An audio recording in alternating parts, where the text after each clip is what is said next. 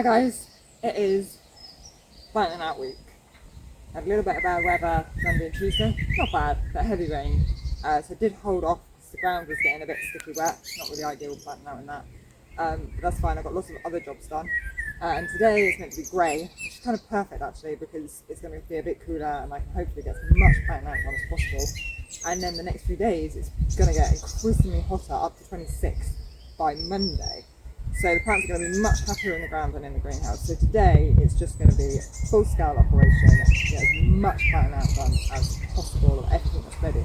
There are a few bits that aren't quite ready, which is a little bit of a shame, but we'll get there.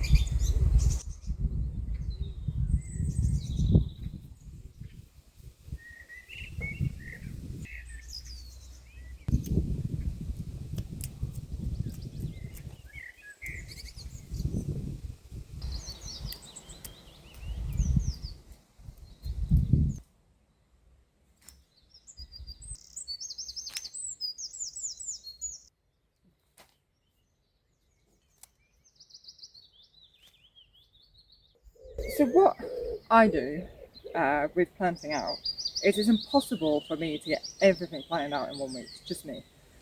But what I don't want is to spend all day planting out one thing and then like I've only got one or two things that are coming on. So what I do, and I do it with the hardening off and everything, is I do everything kind of split it into threes.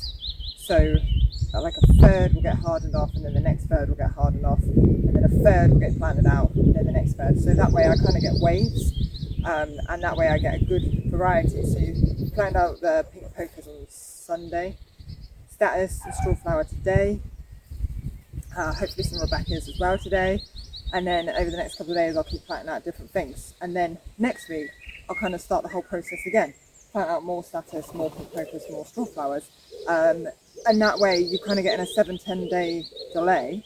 It's not a massive delay, but there's enough a delay that you kind of get a nice little wave coming through of the flowers, and it just means that I'm not just getting one thing come up. Hopefully I'll get like a variety of stuff coming up at the same time. Kind of works sometimes.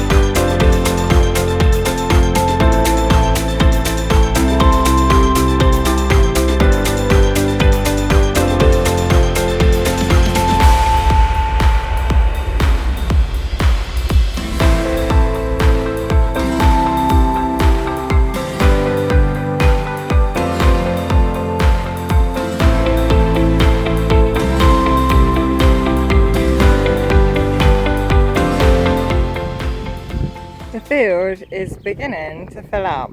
Still got a bit of planting out to do, but it is beginning to get there.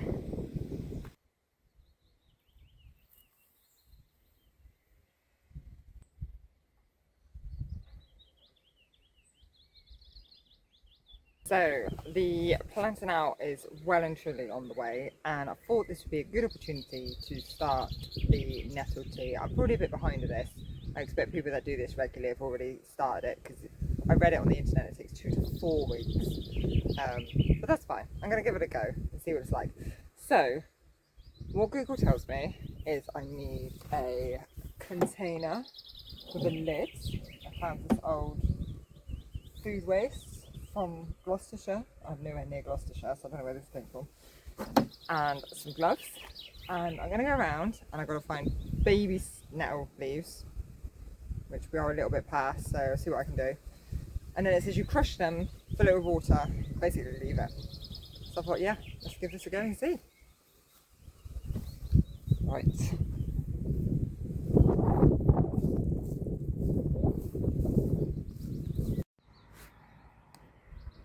As you can see, nettles is that something that we're short of. So brewing our own tea does make sense.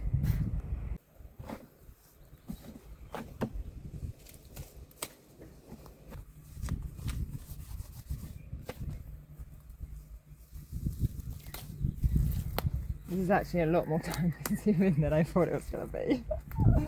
We're meant to fill, I think, the whole container, so this could take a while, so I might be making this for next year.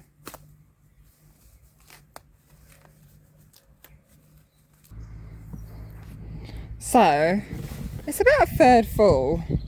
Not really sure how much you need. Doesn't really say. I think it is meant to be full. That seems like a lot of work. Let's see if I can get some more.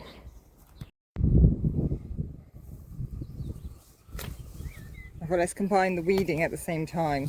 2 jobs in one. Ow, I actually just stung myself.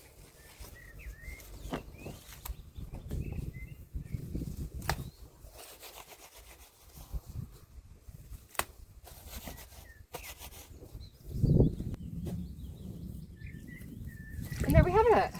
So, we'll leave that brewing. Apparently it creates bubbles. We will see. I'm not convinced, people, I'm not convinced. See you in 2 weeks.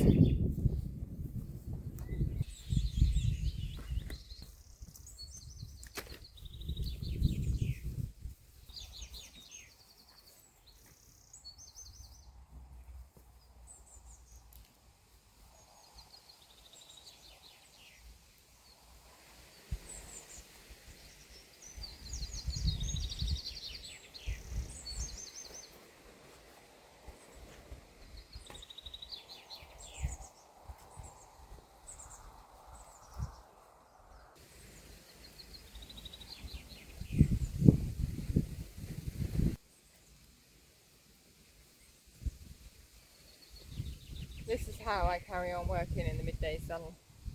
It's a bit of a faff, but it works. Stops me from getting heat stroke, which is the main thing.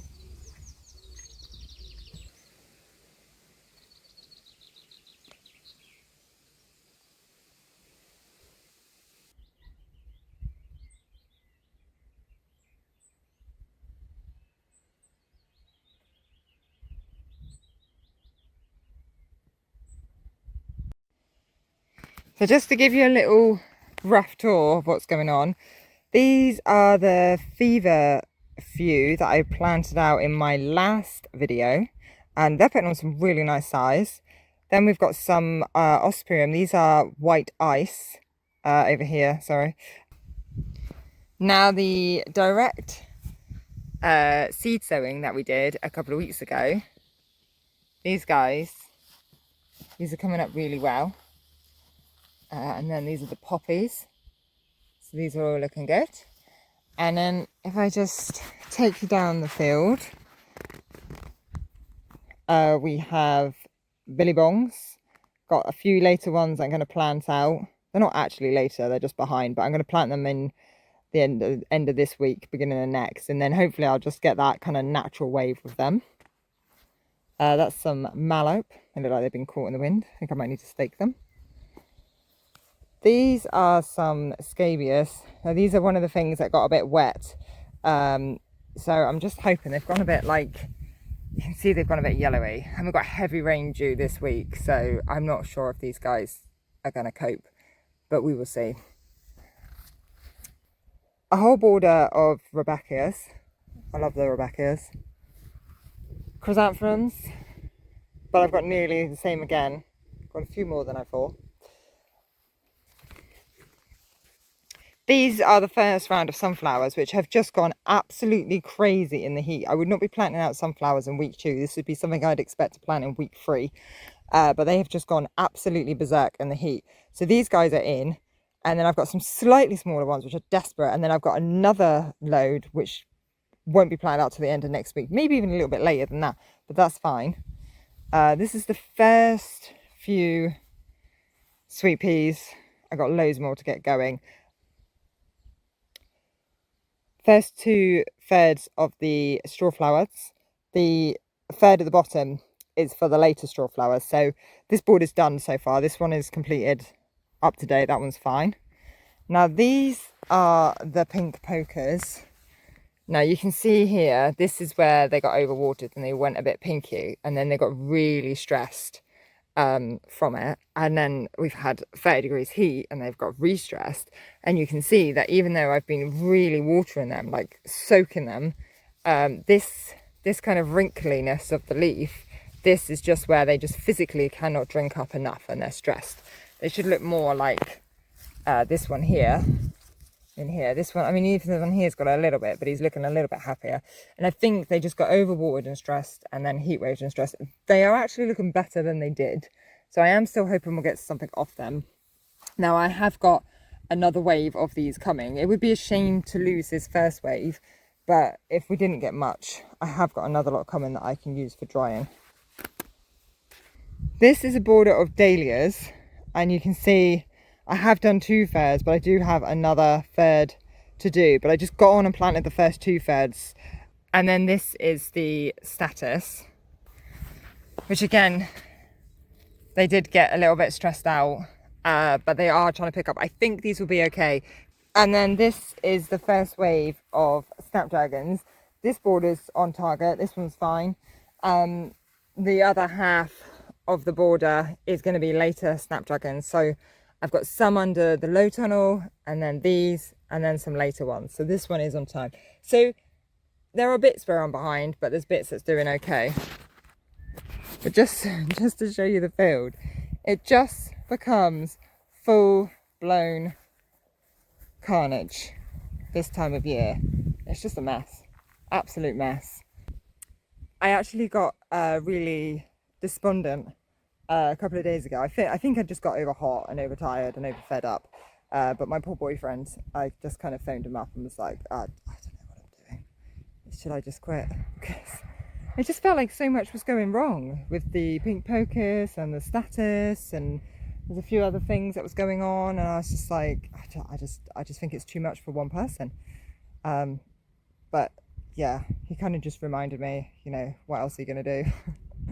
So yeah, just get on with it, really. Stop moaning. So I have tried to, but there is just a lot of work still left to do. I did notice on Bramble and Wild's Instagram post, if you follow Bramble and Wild, she started as a florist, but now has an acre of land and now grows a lot for herself or for the flower shop. And I did notice she put a post up, and her hubby had taken a week off to help with planting out. So next year, yes, I think it's time my boyfriend took a week off and came out and helped me plant out. I think that's only fair.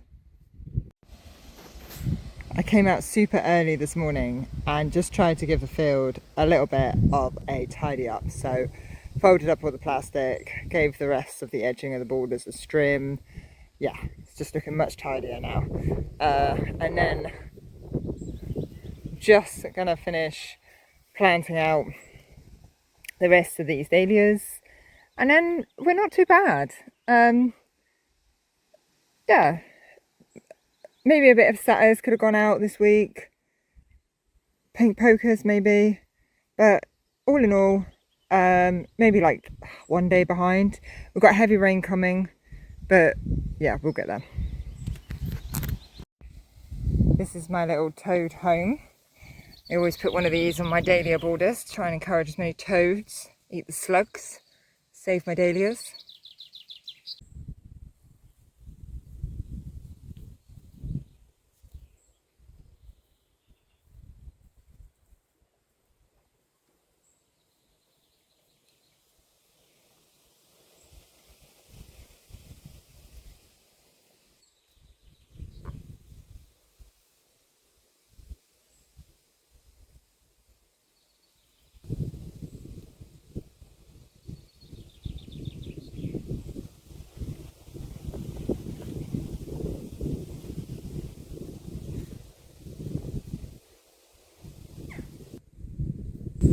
my trick is I use the lid for spacing my dahlias.